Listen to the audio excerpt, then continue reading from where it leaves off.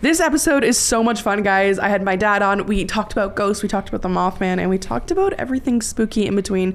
Last episode, you told me you loved my childhood stuff, so I had to bring my dad on. So stick around and have fun. Welcome to the Haunted Estate.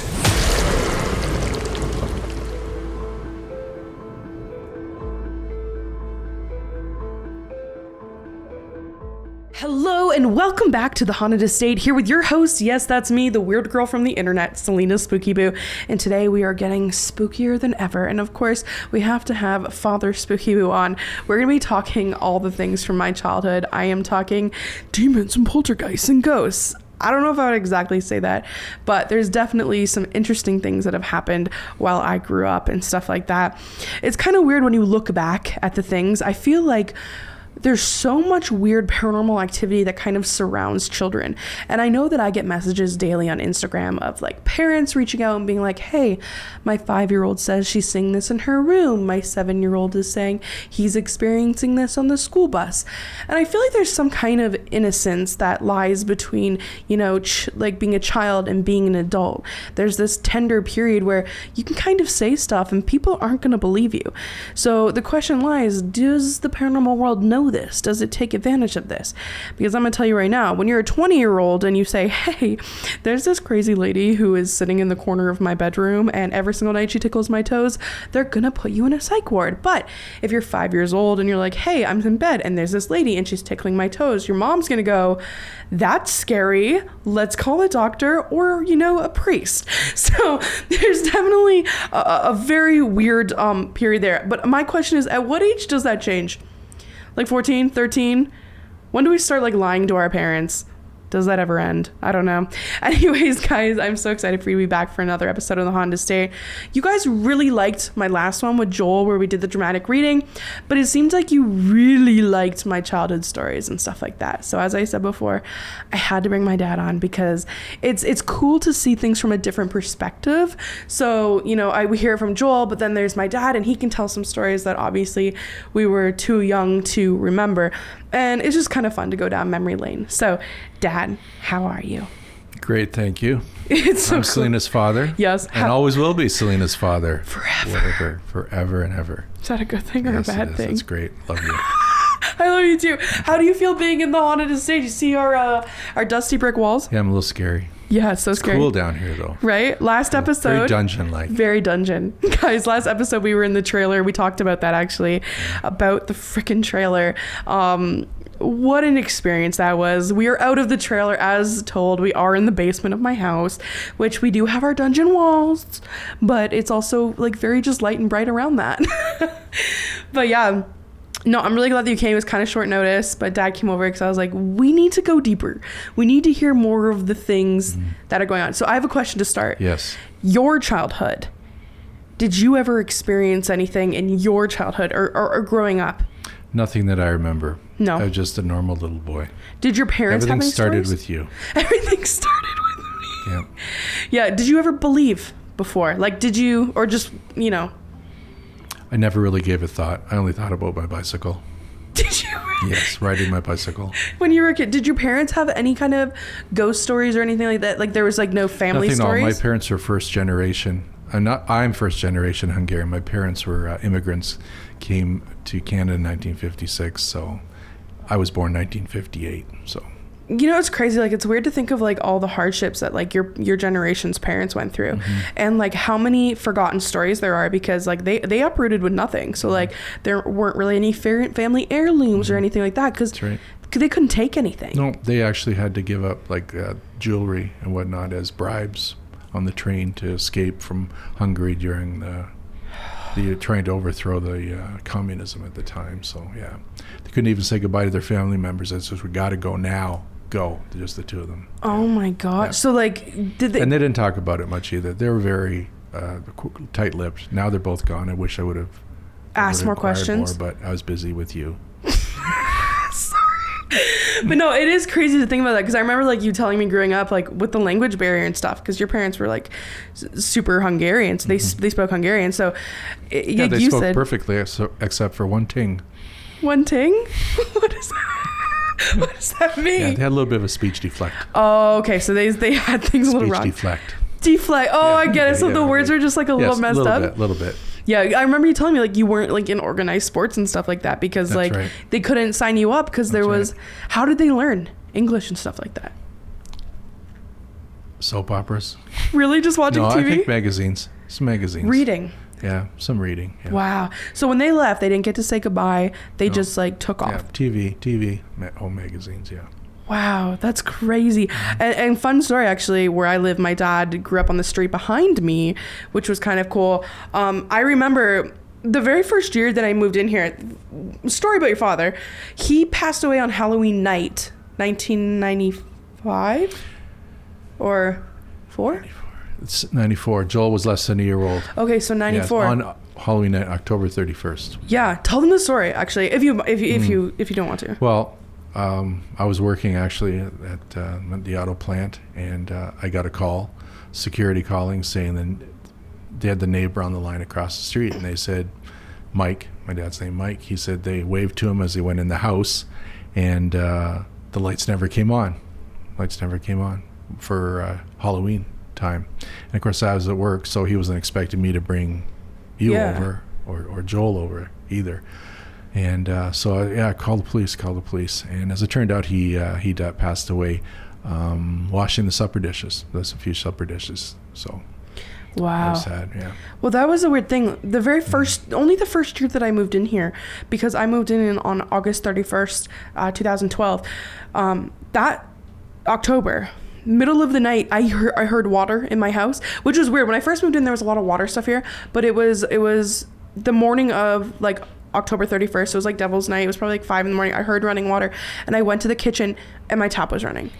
Well, I've never heard this before. No. Yeah, that guy just got goosebumps just talking about it. But no, I got up and it was running, and it wasn't full blast, but it was almost like there's no way that this would have turned on. And I've lived here for 9 years now, and I've never had that before, which was weird. So wow, and he was washing the dishes. Wow, I didn't know that. I just connected that right when you said that. Right now. Wow. I have goosebumps. My goosebumps have goosebumps. Wow. Oh my gosh. But no, it never happened again. And I just kind of later on in the day I put together that it was that day, and I just kind of was like, yeah, it's not frightening, right? No, it's not frightening. It's not frightening. Now that you're counted, it's strange, and I didn't know that, and would need to know. But like in the moment, it was weird in the moment, because I'm just like, I heard it, and I was like, and back at the beginning of moving into this house, it was really, really weird. My salt water softener leaked, my hot water heater exploded within 3 months.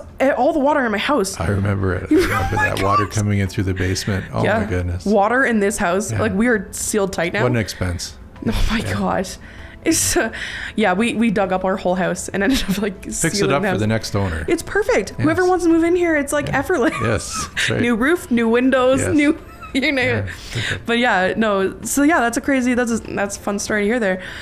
Dark, sad, I'm sorry. I remember Papa used to take me to this park called the Bubble Park, and I remember after he passed away, I've spent my whole life trying to find this Bubble Park. Anytime we went garage sailing and I would see a park, I'd run to the park and be like, is this the one? Yeah. But you finally told me. It had to be out of town. Yeah, we drove. And I think it's sort of why you called it the Bubble Park. There was playground equipment. You would climb up on it like a fort, and there were these domes, plexiglass domes you could see through. Yeah, and they'd take them off. Yes. They would take them off in the fall, and it was just wood. Oh, okay. But you said it was in St. Thomas or something. Yeah, it was definitely out of town, and we don't know exactly where it is. We think St. Thomas, Chatham. It's something within 45 minutes or half hour from Woodstock, I would imagine. But I'm sort of glad we don't know exactly, in my opinion, because that was something that you had with him. Yeah, and it's a memory I'll never not have. Yeah, and I think it's best that I'm not. Yeah, we don't need to chase it. Not to know. No, because it was a magical time, because you were a child and you were having fun crazy, right? And I remember there were geese. There was water there, and there was geese, and we'd play with the geese, and we would play at the park. It was a fun day. It was a fun time. Yeah. Yeah, and he took you there many times, right? Yeah. To this bubble, what we could know as the Bubble Park. Bubble Park. I don't know where it is, but it was something between you and my dad, and it's good that you had that. Yeah, that's right. Well, you lost both your parents around my age, actually. Kind of within the half decade. You, after your parents passed away, did you ever have any kind of coming back? Any moment where you were like, okay, that maybe was my dad, or like anything moved, you know, car, I feel like it was like car related or something, anything? Well, no, there's sometimes I forget that my dad was really a car guy, like I'm a car guy. Yeah. I remember when I got the Bonneville SSEI, the supercharged car, and I was so proud of it. And I remember sitting in the car wash, the auto car wash, while this thing, you know, lathered it up and rinsed it off, and I was looking around and I said, oh, my dad's really gonna like this car. I can hardly wait to show him. And then he's gone. You know? Oh my God, that's like that type of thing, right? Yeah.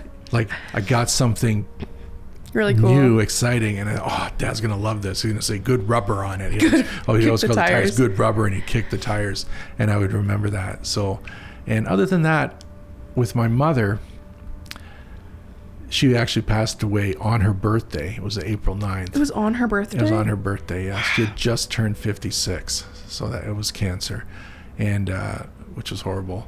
But only thing during this, not around April 9th, but what I see sometimes or hear is a dove, a mourning dove, you know, and it's like sitting, like I go out or I'm out about around the house, and I was, you know, and there's a mourning dove, and it's like sitting on the wire or on a tree, and it's like, you know, go cooing, and just by itself, just one lone mourning dove. Would you say that your mom was soft-spoken? Very much. That like when I think of doves and I hear their Very sound, much. I think of like that's a Composed. soft-spoken bird. Very composed, not one to fight and yell and throw wooden spoons and dish rags. And not a classic like angry Hungarian. Not at all. Petite too, like 5'2", cooked like crazy. So that's why I'm so short. Yes, I'm 5'2". You come from, yes. Everyone's taller than me. That's right. Yes. No, that's interesting, because like, yeah, whenever, like, that's one of the things people say, like, I research so much about like lore and myth and stuff, but like the dove is like very like represents soft-spoken people, very like calm and like composed. And this still continues. Yeah, still now. It still continues. Which is like 30 years later. And I'm used to it. Like, there she is. That's what I think. Yeah. There she is, right? Yeah. Oh, I love that. Yeah. That's beautiful. But yeah, so you didn't have like too many experiences then. So little transition. So then my mom and dad, okay, so here's the story. My mom and dad, they lived in this semi, and they wanted to have a baby, and that it really wasn't a kid house. No. So they're like, we need to move. Yes. So you went and saw this house. Yes, moved just several blocks away. It was actually a General Motors executive, you know, like that got transferred out, and General Motors owned the house, whatever. And it was sat empty, and I remember us peering in the window, said, "Oh, this is great! Separate living room, separate dining beautiful room, house, kitchen with a bump out where the kitchen table, a family room with a natural fireplace, all 3 bedrooms upstairs." Full bathroom upstairs, one in the hallway downstairs with a staircase that went up, and open concept, 2 stories high, which will relate to the helium balloon story. Yeah. Which actually I can talk about right now. Yeah, if you want to. Yeah, it's fun because they've heard it from my perspective. Okay. So it's gonna be cool to hear it from yours. Well, Selena was I think about 6 to 9 months old. No, actually, this is not the balloon one. This is I'm trying to do this chronologically. Yeah, so the first one was Selena was small. Yeah. And this is when they were so small they wore onesies. Yeah. Remember the pink? She had a pink terry cloth onesie with the dome buttons. Like 6 months old. Up. Yes, and all the way down to her toes. You know, on the one leg. Those. You know, and they were like, just like a little teddy bear, right? She was so huggable and smelled so good. Baby smell good. Yeah, baby powder smell. Yeah, stuff like that. So, anyways, I'd fed Selena the formula from the bottle, and then you put the towel on your shoulder, and I'm carrying her around in the center of the hall, walking and sort of, you know, patting her back and just, you know, bouncing just a little bit, trying to induce a burp, you know, so I can sit the hell down. But anyways, this is right in the center hall where the 2 halls intersect. Really, it is physically the center of the house. So anyways, I hear like a crackling sound. How tall is that spot? What would you say, like 30 feet high? 40 feet high? This is the lower part where the center hall is. Okay. Just step away, it goes up. Okay. You know, close to 20 feet. So anyways, we're right there in front of the basement. Again, physically the center of the house. Your bedroom door, now that I think about it, is directly above this also, where this happened. So I hear this crackling noise, like electrical crack, or wrinkling of really strong cellophane and light. I think I see light because there's no window nearby there. It's all walls. So I'm holding Selena over my shoulder, and I glance up, and I just catch the tail end of when this light stopped. It was like, I could only describe it as like several lightning bolts, and went along with this crackling noise. And then what really impressed me was that Selena, her head was down on my shoulder, and she's less than a year old, baby with a big head. She struggled and lifted her head and also looked up at the same time I did. So she heard it. She heard the sound, knew where it was coming from, maybe saw the light. But you were under a year old. That's wild. So that was really the first time. And this was with Selena. Selena was with me, right? And that's the center hall, and your bedroom was directly above that. And then I remember when Mom first moved in, she was like still pregnant with me. That's when the music box sound starts. We had moved in. And still pregnant, and you were born several months after we moved in. Yeah, because you moved in July or like August time. Yes. I was born in February. Yeah, right in the winter. So we heard, Joanne and I, we would hear either wind chimes, or it really was so faint, or you couldn't decide, is it wind chimes or is it a music box, like a jewelry box that opened and would play dinky dinky dinky, play some little tune, and it was so faint that you would actually have to stop. And once again, I could hear this in the middle of the house, or in that area where those two hallways intersect. Again, your bedroom is directly up above. Yeah. And we could hear this. Is it wind chimes? You'd have to cock your head to hear it and hold your breath. Yeah, I hear wind chimes, or I hear a music box. And we thought, well, we moved. Maybe something is still in the box and it's winding down. But this actually went on for years. Yeah. And even in the winter, Joanne said, well, maybe it's wind. Then Joanne said, well, maybe it's the wind chimes from a neighbor, and the wind carries the sound. But this even went on in the dead of winter when the windows, the doors shut. You cannot hear anything outside. People take things like that out. Well, there's a lot of fences. You couldn't hear anything. It was kind of like a silent place. It wasn't frightening, but it was so faint. It was so constant that we really grew used to it, and we didn't hear it anymore because you really had to concentrate. Your subconscious just kind of, it's like you can't see your own nose. That's it just becomes a part of you every day. Now you're going to make me look at my nose. Because we have the same nose. We do have the same nose. I think so. Okay. I think so. So anyways, that went on. You're going to make me itch my nose now. So anyways, you too. So, and that sort of went on and off. And it wasn't really a disturbance to us. It was so faint, and we didn't find it frightening. So, and then I would have to say the next thing that occurred, again, this was regarding you. This one was just between Selena and I again.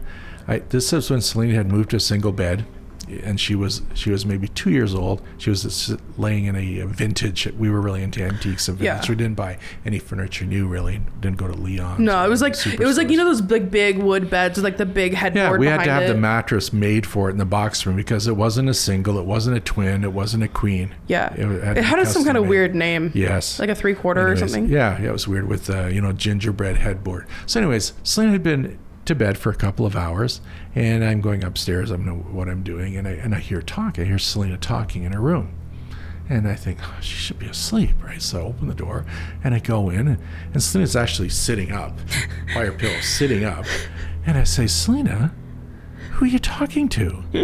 And she goes, my mouth is dry. She says, the little girl. And I go, what little girl? She's in the sweetest way. The little girl. And I go, what little girl?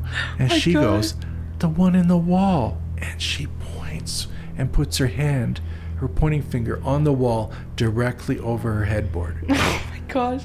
You can imagine what this did to me. Did you shut the door and walk away? I said, well, that's fine then.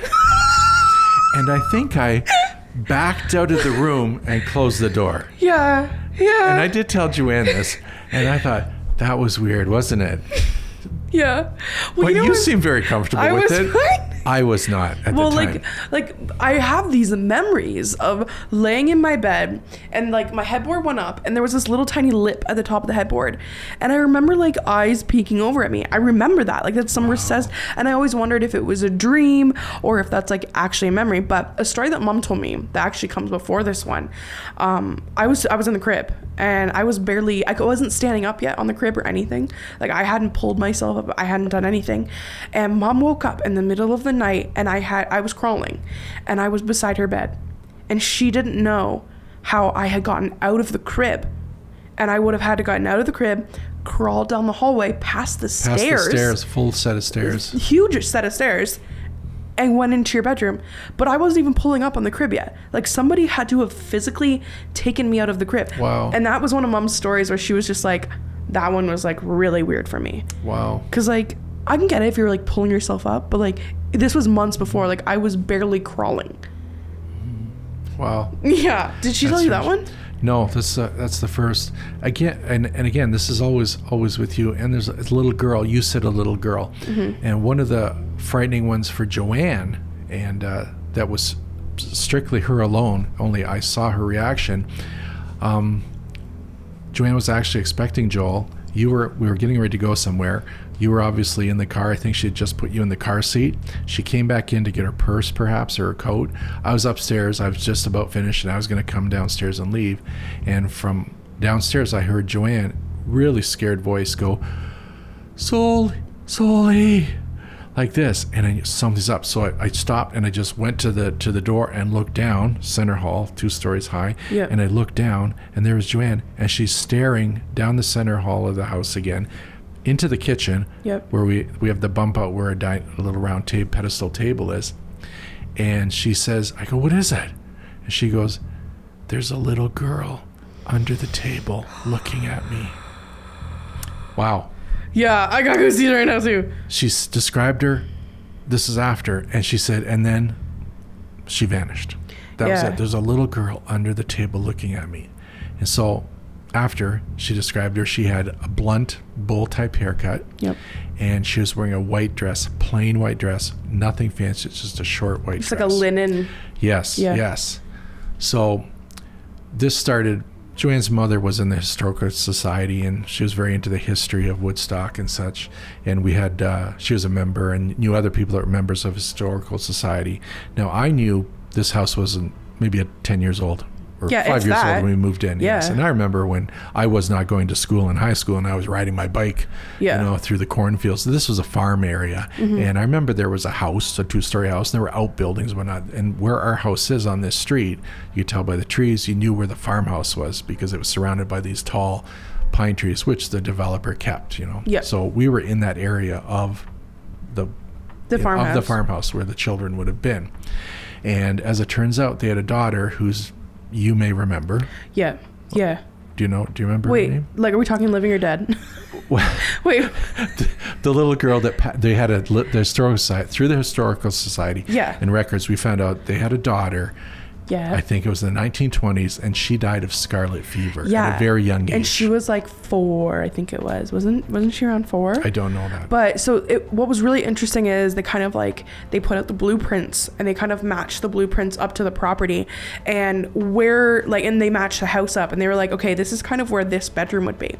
And where that bedroom was located in this hallway where the crackling of light is. And I remember like seeing like flecks of light, like, when dust catches the air. Yes. But they were too big. They were like that, but it was too big. But yeah, so she died at like 4. And I remember, I think she had a picture, and my mom literally pointed her out and said, who is this girl? And then Shirley was like, flipped it over, and she's like, this is Mary Agnes Nellis. So that family owned so much land around here. There's actually Nellis Street. Yeah. Yes. So I live right between Niscapi, where we grew up, and Nellis Street. I live right between there. They owned like all of this land way out the other way, like half of Woodstock, really, at this point. So she passed away. Interesting. I've been to the cemetery. I have found the Nellis family plot with all the little tiny plots around it. Yes. So like they don't like, there's the big pillar, and then there's just a whole bunch of little ones. They don't have names on them, but that's where she is. But that was like just mind blowing. And a weird fact about here, when I first moved in here, I had the water things. My house is very calm now compared to what it was, but we had little things. And I have this video of me in my room and I'm doing my makeup. I actually moved out of that room because it was spooky. It was my makeup room. That's why I'm in the far one. But there's this thing of bracelets, and it kept moving. And I remember setting up an EVP thing in there, like a recorder. And all you can hear so quietly out of the silence. I left it running all day when I was at Cami. Come home, I'm just playing a recording, and all I hear so gently is just Mary. Just the name Mary. Oh. And I was like, Adam, there's no fucking way. There's no way. But like, I'm on her property still. Like, I'm still on her property. Like, they owned, what would that be? Hundreds of acres. So like, and it was, I didn't get it at first. And then I put it in a paranormal group. I'm like, what do you guys hear? Because I was thinking, I'm hearing something I want to hear. But everyone's like, that said Mary. That said Mary. and Wow. Mary Agnes Nellis. So I was like, oh Wow. my gosh. But like, it was Playful stuff here, which was like the bracelets moving. Yes. So tell them about never our house. frightening. No. And again, this was Selena. I think we had come home from a fair, and the kids had so much fun at the fair. And Selena came home in the car with a helium balloon, bouncing in the ceiling of the car. And I remember I had Selena over my shoulders. We come through the door, and we come in the front door, and there our house is open concept, like 2 floors high, so it goes up like, Is it like 30 16, feet? 18. It's very high, yeah. Yeah, and a with big window, chandelier. Yeah, it's chandelier light, and the stairs go up. So anyways, Selena, when we step in the door, she lets go of the ribbon that holds the helium balloon, and what did the balloon go? Float up to the ceiling. Yeah, gone. And you wanted that balloon so bad. I want the balloon, Dad. I want you. Cried, no. And I said, I'll get it in the morning. We were all tired, right? We were all tired. I'll get it for you in the morning. It's your balloon. It's safe. It's right here. I'll get it to you in the morning. We'll get it down to you in the morning, right? Yeah. But you so wanted that balloon. so bad. You went to bed wanting that balloon very, very badly, Yeah, right? That helium balloon. And I remember, we went to bed, got ourselves to bed. The balloon was there up at the top, right? Yep. So now this is where Joanne comes into it, because I'm a heavy sleeper. Yep. And Joanne is the closest to the door, our bedroom door. Your door is shut, Joel's door is shut, our bedroom door is open so that Mom can hear the children, right? So anyways, at some point in the night, she just senses that something is in front of her face. Yep. And she kind of like, through veiled, opens her eyes just a little bit. Yep. And kind of, what's this helium balloon doing in front of my face, right? So she just, pushed it like this to get away from her face. But the balloon, it was as if it was being held there. Yeah. Because it just, and came right back. Bounced on her face. Yeah, it came back. And that woke her up. And she goosebumps hit it already. hard. Yeah. And then got up. And the balloon had floated up to the ceiling at that time. Oh my God. So she didn't tell me any of this when it happened, by the way. No. I was sound asleep. Yeah. So she just grabbed the balloon, put it in our walk-in closet, and closed the door. Well, She that's told the me weird thing. about Like, it in the how morning. did that come down under the Yes. lip of the door, which was like 2 Yes, feet? it's, you got that distance above your wall. So that balloon had to come down from the ceiling, Yeah. be brought to Joanne, right up to her face. Yeah. And she hit it, and it was being held. Like there was being tension held. on the string. It was being held at the bottom, she says, because it came right back. Then she did it a second time, woke her up. So this is when she recounted this to me. I think this has to be that little girl that we saw under the table, the one that you're talking to the wall. Yeah. She knows you wanted that balloon so badly Yep. that she got it for you. Oh my God. Because it was always, because you were her playmate. Yeah. Right? You were her age, maybe, at one point, right? You know what? My so goal. it was always with you and this little girl. I do plan on, at some point in my life, owning that house, renting it out. But like, I just want to own that house, because the weirdest thing for me, whenever I dream and I'm like in a house, I'm always in a scabby. I'm never in this house. I'm never in the house, over there. Every night I'm in the scabby. Like, I swear, like every night I'm in the scabby again. Yes. So it's like, I just want to have it. Do you know what I mean? Just like, I would like to have this, please. I'll rent it out. That'll pay the mortgage, but I want it. Yeah, it's got a beautiful big lot. It does. It's the nicest lot on the whole street. The But like, pie shape, yes. the weird thing too about living there, it always had like this weird, like someone was watching you kind of vibe. And I don't know what it is. Like, I had 2 closets in my bedroom. Yes. They always had to be open. And if I went to bed with them shut, they'd be open in the morning. And I don't know if I was closing them or opening in the middle of the night, because I'm kind of a sleepwalker. But like, was I opening it? But I always had to leave them open, and I would push my clothes to the side so there was like a gap. But I could never sleep with my back to the door. I don't know why. Oh, really? But I felt it felt like someone was watching you, and it was weird in the whole house. And like, again, that comes back to like being a child. But like, when you're in a basement and you feel like you have to run up the stairs, I don't get that here. I don't get that at your new house. No. I don't get that at anyone's house. But at Nescapi, it just felt like somebody was there, no matter where you were. And I remember Mary. Like, I don't remember physically like seeing her other than like her eyes. The one person that I do remember seeing was always in my peripheral vision, and it was this woman in a black dress, like kind of like a morning dress, which would actually fit with the story.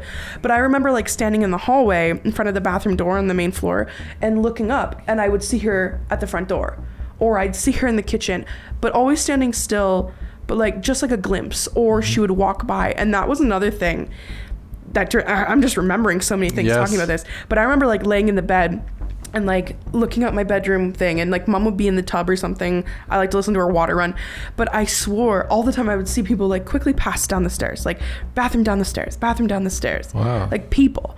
And it was just such an eerie feeling. And I was never like a great sleeper. Like I always wanted to stay up late, but like I always just had this like weird feeling. Now, isn't that strange? Again, that's the center of the house. Yeah. Like that when you were small, like I said, and I was trying to burp, and that lightning, and that what I call Same lightning area. and sound directly above. And that's it was what a cross shape. Yeah, it was. Our house was a cross. It went down, Mm-hmm. and it was a perfect cross shape. Exactly. And then also outside your door, we had a little table against the wall. It would be the size of a very shallow end table, and on it we had a vase maybe and some decorative things. But there was a framed photo, maybe 5x7 or 4x6, something like that. Framed photo of you with grandma. Yeah. Grandma, and you were small.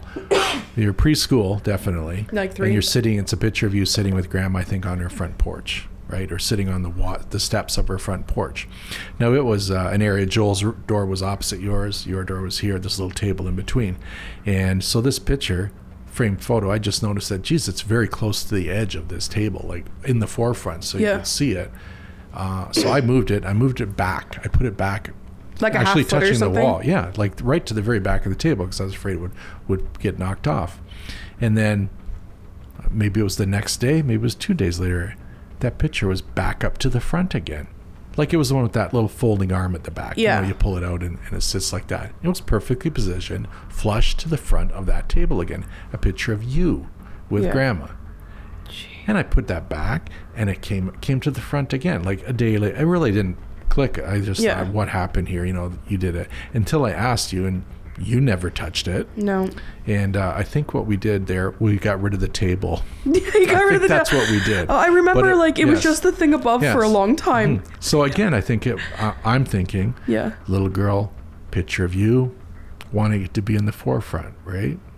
I feel bad now. I feel bad for this little ghost. I feel bad that I left her. Like, can you imagine, like, if, ghosts are the way we think about it, and they, of course there's residual energy, which is like hauntings that repeat themselves. The same thing happens at the same time every day. You know what I mean? Like, some people are like, oh, this makes a sound every day at 4. But like intelligent hauntings are like this, when they're doing things. And it makes you sad, because it's like, is this little soul trapped in this house? Luckily there's kids there now, but like, it's such a sad thought. Do you know what I mean? If they're just a little kid and they're stuck there, and but no, it was never a nasty energy. It was always this like fun, playful kind of energy. But that place, you never felt alone in there, and that's the truth. And like I've said before, the people who live there now, I've went and I've spoken to them. They took me inside, and I got the balls up, and I was like, okay, I'm gonna ask you this: does anything weird ever happen in here? And I was so ready for them to be like, no, what the fuck are you talking about? And she was like, oh my god. So upstairs between the bedrooms, there's always things, like things are moved, and there's the plates, and the kids' bedroom lights turn on and off, and like all of these little things. I'm like, you're kidding me. I'm like, I need to drop off a book, because I wrote about that book, that house, in my first book. And I give her the book. 2 hours later, she writes me, she goes, I read your whole book. She's like, this happened, and this happened, and this is the exact same as this, and this is exactly what I think I saw. Like, she thought that she's seen Mary. Like, it's not one family. Wow. It's gone across the same people. But they have children. They have more children. Yeah, they had, I think it was 4 or 5 children. This little girl's having a blast. And they were like 3, 4, 7, and 9 or something at the time. So like, and they've been there for a long time. But she's like, all the things that happened in my book, they've experienced plus more. So like, and there was 3 little kids. More children. That's it. Do they have a daughter? I think there's 3 girls, and I think 3 girls is what I know of. She's 2 or 3. got so many friends now then. I know. Wow. But they're all older now, so they've been probably in their teens now. Wow. But like, I remember them saying this may go on with the next family if they could come with young children. Because when you were born, you came into that house. When Joel was born, came into that house. Yeah. We moved out of that house. You were both teenagers. Yeah, we were. Right? Yeah. We were driving at that time when we moved. So and what I a lot like, of time spent there. Like, I've spoken to them, and they're like, this is our family house. Like, we want to be here for a really long time. And I remember when I first sailed a couple of years ago, and I was like so offended. I was like, how could they sell us? They said it was forever. But no, one day I hope to just own it or something. Can you imagine? I buy the house, I own it. I'm like going through like rental applications and I'm just like, how many children do you have? How old are they? Do you have children? Are they do you girls? have young children?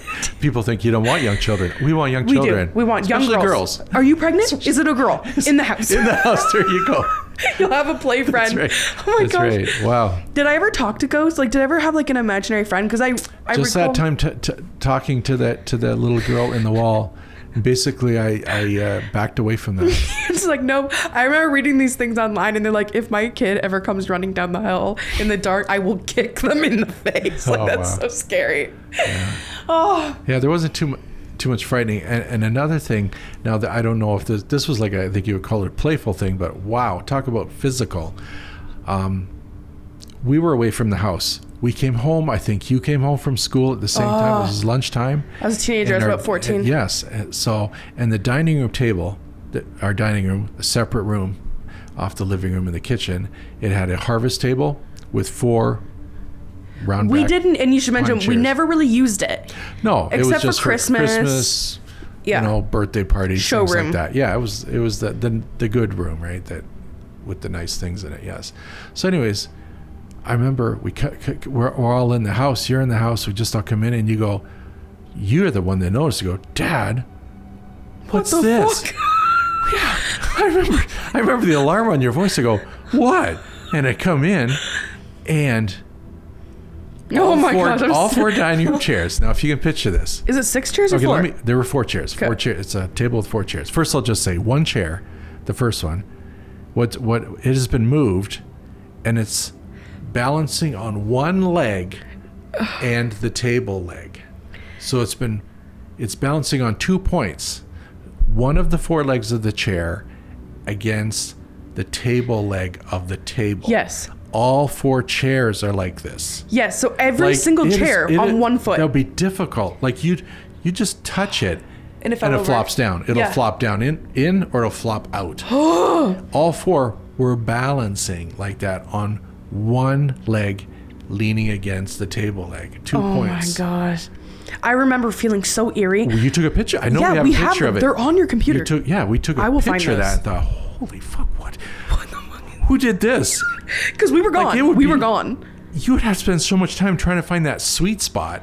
Yeah, because it was crazy. It was 1 foot balance. and then 1 tiny contact point against the table. And we left it. And then every time like a caregiver came in from mom, we'd be like, look at this. What the fuck? And like, I spent my whole life thinking Joel did this kind of like maybe before we left or something. No. But I finally I brought it to him. I'm like, I need to know because this is the most, as you said, It'd be too physical difficult. thing I've ever seen. Physical proof. And he was just like, nah, man. And then do you know the video that I have when we ended up moving, we moved to a 1-floor house because my mom's disabled. And I had a friend over and I remember I spent the last night, or was it like a couple nights? The house was empty. Been empty for a while because this is back when things weren't selling. And I would go there and I stayed there for a night by myself sleeping on the floor. I did not know this. No, you didn't know that? No. Katrina and I spent a night and we got all drunk No. and we went for a walk and we stole one of Brian's gnomes.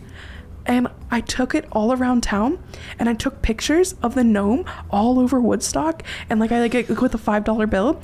And then I put the gnome back on his porch. And I was going to get the photos developed and just put them with the gnome because my uncle thinks that his gnomes come to life. So I was going to be like, your gnome went on you don't remember this? I didn't Went tell on a you road this? trip. Yeah.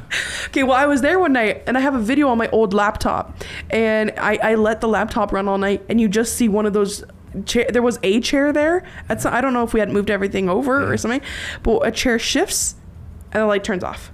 So, but I don't know if that was just weird, but the house was empty. That's all there was to play with. Yes. I think because it wasn't selling, we said, well, we got to paint this room now. This will make it sell. Well, no, that's the what wallpaper. Remember? Adam and I had just started dating, and the front living room was this wallpaper, but it was plasticky. It was like that. And I remember Adam and I had bought this. We've been together for 2 weeks. I'm like, hey, will you help me paint this front living room? And we had this steamer on the wall, and then Adam's like, fucking stop that, dude. And he's like, do you see how this is plastic? He's like, look at the ground. The carpet's just soaked because all this steam water. Down, yes. But no, we got that all off. We patched it, and Adam, I think it was just Adam and I. Did you paint or no? Was it just me and Adam? I don't recall now. Well, we painted it that off-white cream color, and then it sold like Yes. not too much later. Yeah. But yeah, that when that house was empty was it was an eerie. It felt weird to see it empty. Yeah. It 'Cause was there's larger. always- It was larger. That's for sure. My mom likes stuff, so there was a Yeah, lot it's of very stuff. filled, overstuffed. Well, to sell it, we filled two large Yeah. rental lockers, Storage units. Storage units. Yeah. Like the one a car would fit in. So literally, my parents moved twice. So like they had to get everything out of the house in these storage Yeah. units. We only thought, well, we'll fit it in one. No. And we didn't. And we thought, oh my So God, much we need stuff. another one. Is there one right across from it? Sure, another one. So many carloads and truckloads. Remember in the winter, moving stuff right in. It was a I kind, was in college, like on that, so I wasn't too much a part storage of it. wars. You know where you pull the door up right to the front. Can you And imagine someone look at all bought that, this- though? Look at all these antiques. Look at all this wood. Yeah, it would have been a great one to buy. It really would have It would been. have been a great one to buy. Yes. Which is another thing that we also thought about when things happened. Yeah. Because so many things came into the house that were old. Yeah. Did something come in with the house? My mom is an unbelievable collector. Mm-hmm. She absolutely loves antiques. She probably has one of the biggest collections in Ontario. We've had the Historical Society come through the house a couple times, like 400 people in a day. But I remember there was one thing that had very bad vibes, and Mom felt it. It was one of those conductors. One of those glass conductors up on the insulators? pole. Yeah, it was an insulator, and I don't know who figured it out, but Mom knew that there were bad vibes. But that was one of them. Also, I'm just remembering it right now. One morning, I was at St. Mary's. I was in high school. Mom was downstairs in her chair because you had gone to work, and I woke up and I just felt weird.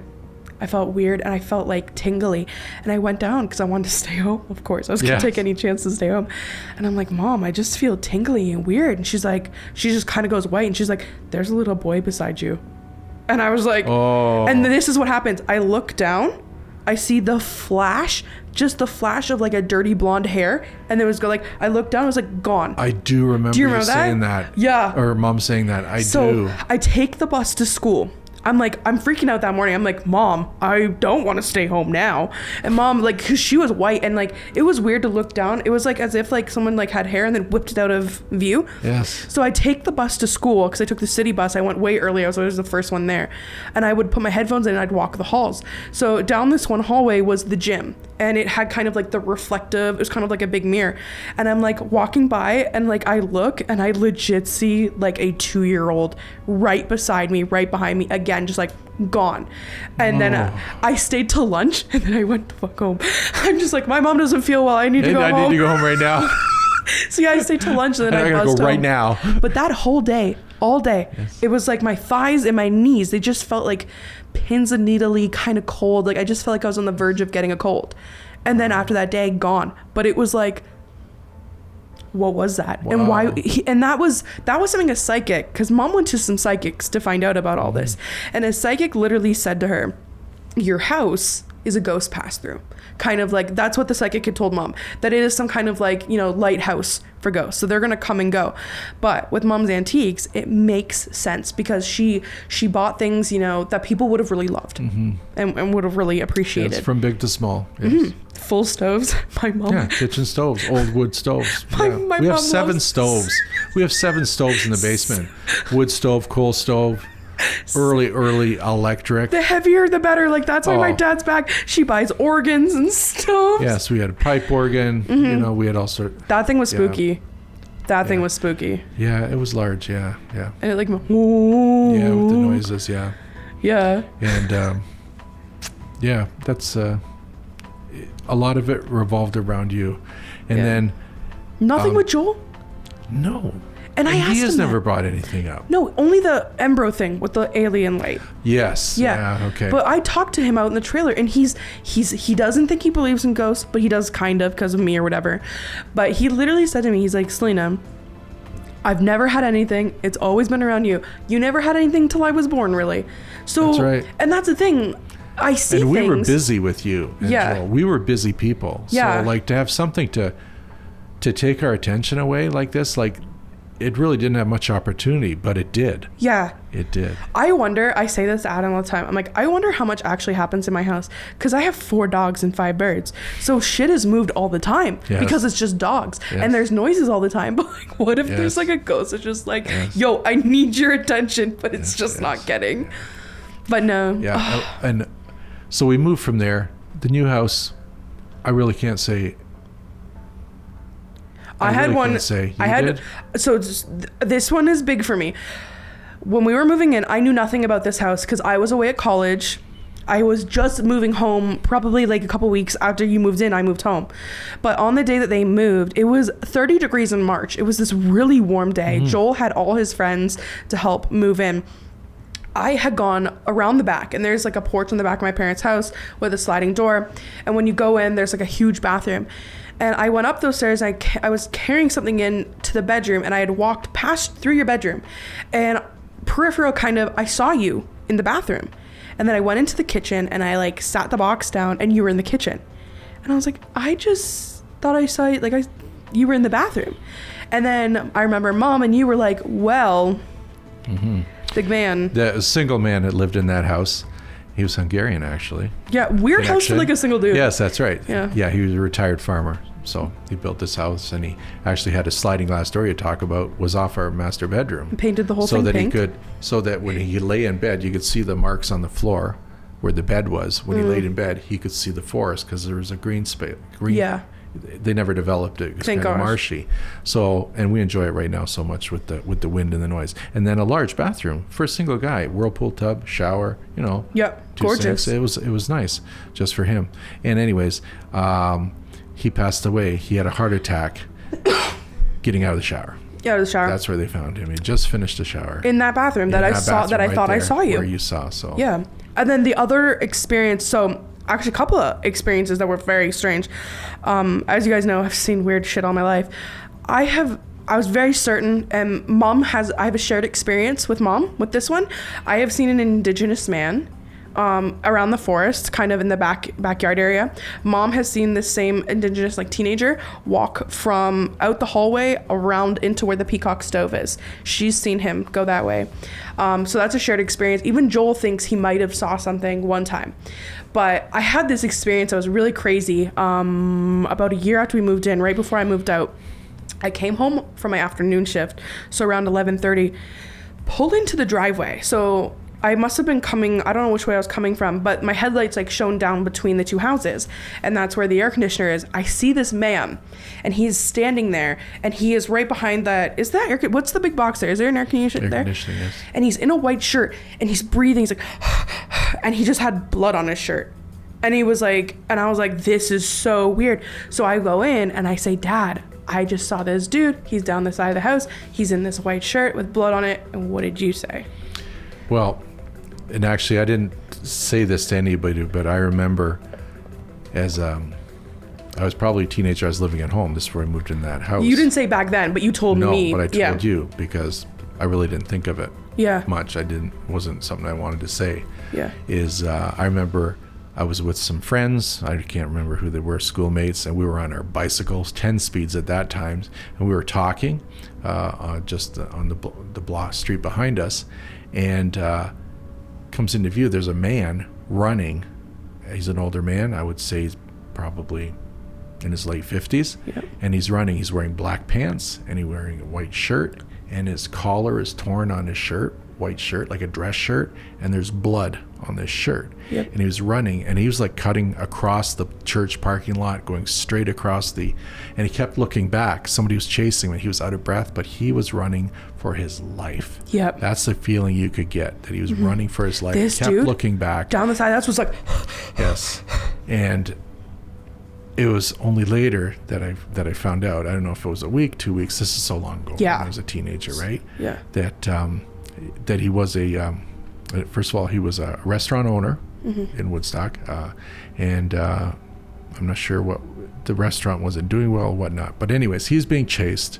He was bloodied to torn shirt, being chased, and the news story was drowned in the Pittock Reservoir. So I think whoever it was caught up to him and drowned him, or he drowned himself.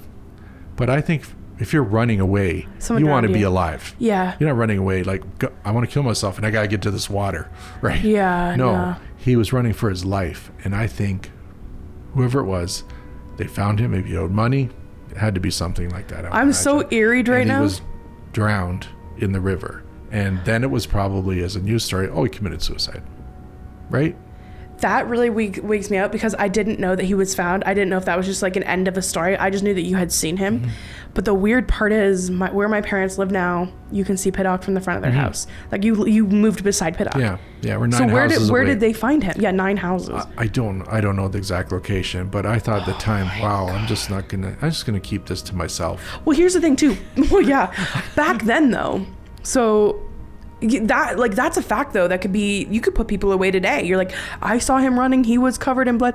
But if they pulled his body out of Pittock, if he saw that shirt on, they would know, like, is this like a covered up? Like, is this a Woodstock conspiracy? Blood would be washed away wherever the blood came from. I don't know where. I didn't see an injury on him, but he was bloodied, his upper body, and the collar was torn, the shirt was torn, as if there was a struggle, and he got away. He was running for his life. Someone drowned him. Yes. So, and it was. Dad, my Googling. I'm going to be up all night now. This is so great to talk like this because something else comes up to my mind now. Yeah. That was a mom involved. Yeah. And this was on Niscapi Street, on the same house, upstairs in her bedroom. Mom woke in the middle of the night and she looked over on my side of the bed. There was a young man sitting. Do you remember the neighbor across the street? Yeah. Yes. A young man sitting. He had a towel around his neck, I think. And he was naked. And he was naked and he was wet. Yep. And he was looking out the window at the house across the street. Now, what had happened? We didn't know this yet. We didn't know why. But all of a sudden, the neighbor across the street, which was an elderly lady, lived by herself, all of a sudden, all this family was over. All these cars in the driveway. People were spending the night. Yeah. Like relatives were spending the night at the house. Yep. I thought, maybe we thought, hey, maybe it's a birthday party or something. But it was very quiet. Everybody was inside the house. And this was summertime, I think. And so the family was there. Mm-hmm. And Joanne saw this young man with, wet, with a towel around his wet hair, with a towel around his neck, looking out the window at that house where all this family was. Yep. So again, time passes. Yep. Joanne talks to the lady across the street. We just knew her as a neighbor across the street. Hello, how are you? Didn't communicate other than that. Maybe come over for tea once or something like that. She was friends with Grandma. Yes. So Joanne said, do you mind if I tell you this? Well, first you have to say, Mom found out what had happened. Like, you can tell that, but she thought that it had happened at his job. So that I feel like that's important to know for this story. Is that I don't know that part. Well, no, what happened was, so you found out the next day. Joanne spoke to they spoke later and they said, Nancy had said the reason why everyone was over was her grandson had passed away. That's right. And we had kind of found out through the grapevine that he worked at a local food restaurant and he had passed away at work. And it was very sudden. Like, it was just like lights off, like some kind of heart thing or aneurysm or something like that. So my mom had decided, can't be related. She said, I'm never going to bring this up and never going to bring this up. So the woman comes over, they're sitting on the front porch, and then go ahead. Maybe when we were going to move, I don't know how much later it was. It was like 6 months. It wasn't that much later. Know whether or not to bring this up. Yeah, right? Because it didn't seem relatable. Yes. Do you mind I tell you that I saw on that night when you had all the families over and staying over your house, I saw a young man sitting on the side of our bed, looking out our window on the second floor, staring down at your house with, she said she felt like a longing. And that he was, and then, with the towel, and that he was wet. Yeah, and wet, and he with a longing, like he was, like he wanted it. Yes. He wanted to be there. Yes. You know what I mean? Like that type of feeling. Yeah.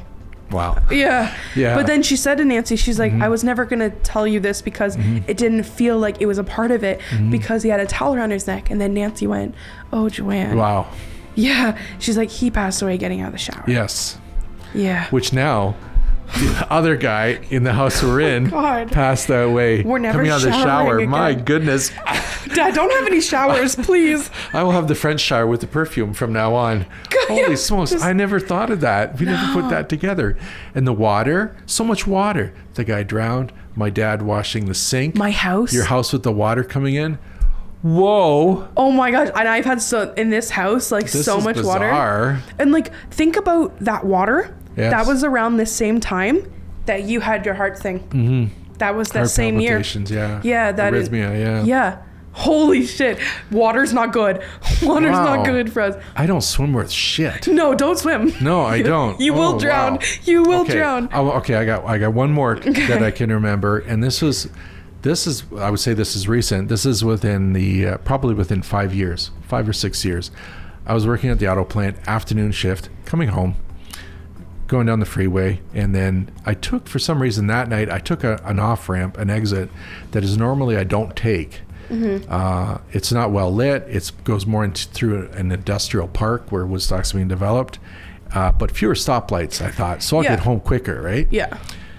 Instead of taking the well lit, maybe catch every red light, and a train, right? Yeah, and a train. So anyways, I take this exit, and just as I'm beginning to maneuver, the turn, I saw, like, instantly in front of me this huge, we call it Mothman. Yeah. The only reason we call it Mothman, because I know in the 80s there was a movie called Mothman. It was a large body, probably 6 feet tall, with black wings, mm-hmm. and it completely The whole front of the car. The whole front, larger than the windshield could take it in. Yep. And it was like right here, and I'm doing probably 50 miles an And it hour. just flew up and over? it's like I went through it. Holy It's like it appeared and went through it. No sound. Scared the shit out of me right then. Yeah. I remember the stop sign. I had another left turn to get to the stop sign. I was shaking. It's so, like, it's not that I was asleep, but I was alarmed. It was alarming. Yeah. What was that? And I went home, and I didn't say anything to Joanne. I only told her about it months later. Yeah. In the daylight, sitting at our kitchen table, having breakfast, and I said, because I was carrying it, right? I knew it, right? And I felt, this one night, I come home and I tell her the story, and I said, scariest thing, I got goosebumps right now just talking about it. But when I told her right then, the same thing, I got so alarmed even relaying the story to her, like the hair stood up on my neck and my arms. Yeah. And my mouth got dry like it is right now, being that I'm telling you. Yeah. And she says, well, maybe it was an owl. No, Joanne. No freaking owl like that. Weird. No, and it would have hit a thump. Yeah. It would have made a thump. And she said, well, maybe you're kind of daydreaming. I said, I was awake because I was negotiating the turn. I would have gone straight and not taken the exit. Off-ramp, right? So it was an off-ramp. Just a little, you had to go from highway speed down to road speed, take it to a stop sign. So it was like a letter S. And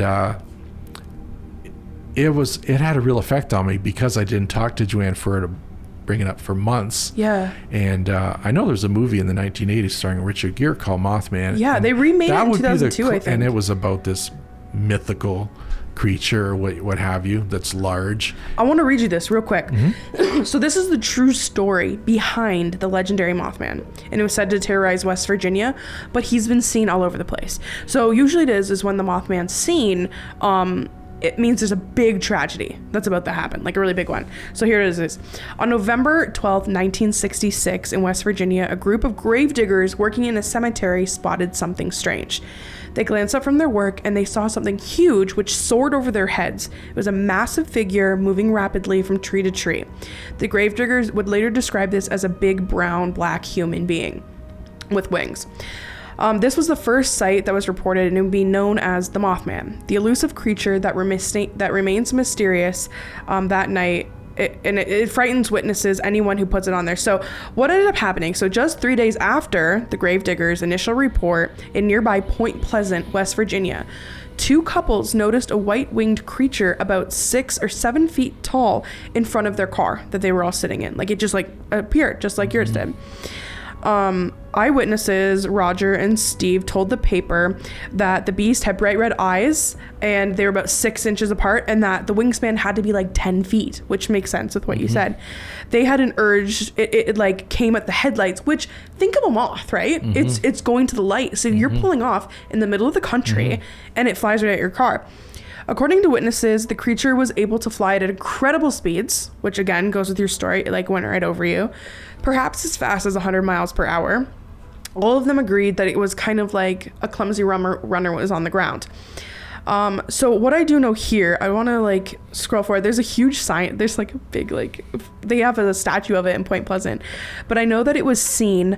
And then a couple days later, a bridge fell and it killed like 40 something people. So, and then it was seen another time, and then there was a plane crash. Like, it's always seen before these really weird things happen. Precursor to some disaster. Yeah. And that makes sense why you didn't bring it up, because like, I didn't, because I remember the movie because it was a decade earlier, 15 years ago before that, that I had seen the movie, and I remember vaguely about it. I thought, yeah, that was a good movie at the time, but it was so large. It was like a snap. It went right through, like over me or through the car, but didn't make any sound. Scared me so badly.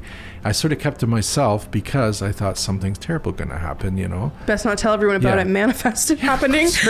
Right. But knock on wood. I mean, Joanne already had MS, and you know she was at the stage she's at. Yeah. But nothing disastrous happened to you or Joel or to myself, and I'm still on the right side of the dirt. You know, so that's and that was like 5 years ago. So have you ever taken that exit again after that happened? Not at night. I do not. I take it during the day, but I don't. It was a bad feeling. We should do it for YouTube video. For YouTube video. No, it was midnight. I don't want to do it. I don't want to do it. You don't want to do it, Selena? No, really, I don't want to do that. Okay. No, it was dark. It was unlit. It was around midnight. No, it was not much traffic, and that was strictly me. And that's something that like lives with you, right? Why me? Why did I see it? Do you ever think about it? Like, do you ever have moments where you kind of like live in it and think about it? I think about it enough to know that I don't want to be there again. Yeah. You know, there's some things you just want to do, don't want to do again. Is it because of the feeling you feel inside? Yeah. Or in your head? Yeah. Or the smell? You know, I don't know. I get you just don't want to be there, right? No, I get you. And that's one of those crazy experiences that like so few people have in the world. But it's like, and I've said this in podcasts before, I get so mad when people are like, I don't believe in ghosts. It's not real. And it's like, the things that I've seen, and here's the thing, like a lot of people talk about it with like, oh, I don't believe in ghosts or all this, but like, you know, you read the Bible or something, you believe in all this, and it's like, this world is fucking crazy, and shit happens every day, and miracles happen, and dark things happen, and it blows my mind. Everyone's like, oh no, that's not possible. I have lived to the point where I think that literally anything is fucking possible at this point. I've seen crazy things. Let's put it this way. I talked about a fart and I have 21 million followers. Yes. Anything can happen.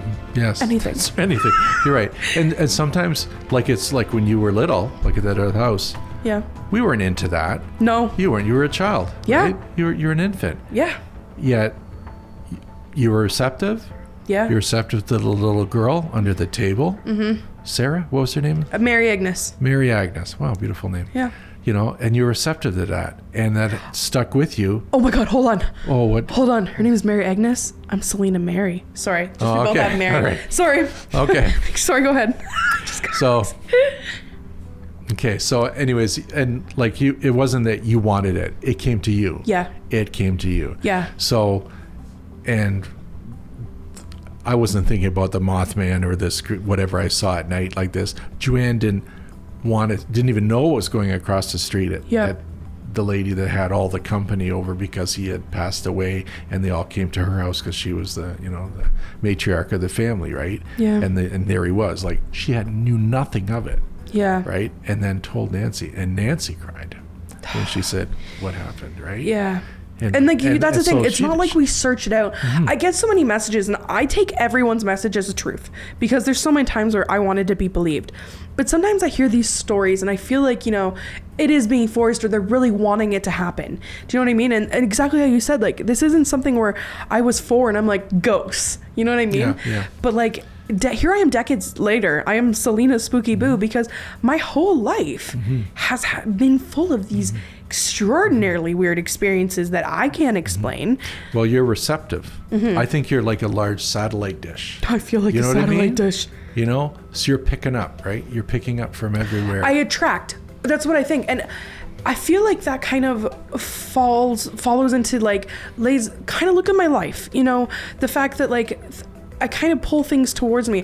I really believe in manifesting. I think like if you really focus on something, you can build up like this power to bring it towards yourself. So, you know, that light was, you know, uncontrolled when I was younger. So I pulled in these entities because, you know, they work off of energy. But I am someone who I feel like has a lot of, come on, I'm over the top. We all know that. But I feel like I have this pull, like this energy that's like, it tires people out sometimes. Yes. Yes, it fucking does.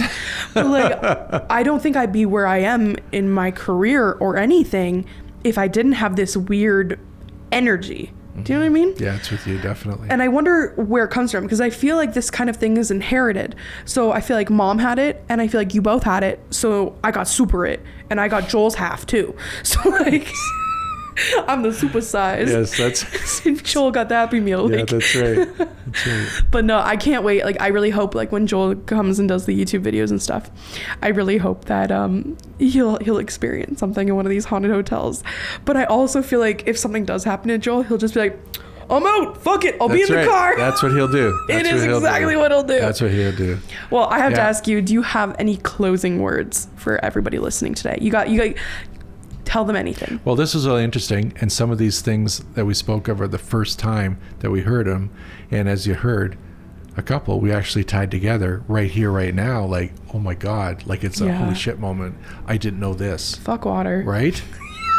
Yes. And to hear it, like... And water is life. Water is life. Water is life. Whoa. Well, and we all come from water. We do. Man, So it's just that's weird something. too to like, I've heard the story, but it's telephone. You hear it through different people and stuff like that. But no, I'll never forget, Mom told me your Mothman story, because like Mom can't keep a secret. No. And immediately I was like, Mom, Dad, don't you tell need anybody. to fucking tell me this. And then I have an old podcast Don't tell episode. anybody. Don't tell anybody soon. Don't tell right? anybody soon. That's right. Give us 6 months. Let it wear out. Yes. But no, guys, thank you so much for tuning into this episode of The Haunted State. I think it was one of my favorites. It was a lot of fun. I enjoyed it. It was fun. It I'm was. glad you came. Will you come back again? It scared me a little bit. Are you weirded out? I feel like this... I teared up. I teared up You too. I did. could feel it. You maybe see the reflection in the light. I feel like something spooky is gonna happen here. Like this, like backdrop's gonna drop or a light's gonna turn off. We've jinxed. Something will happen today. We will report back next episode. Okay.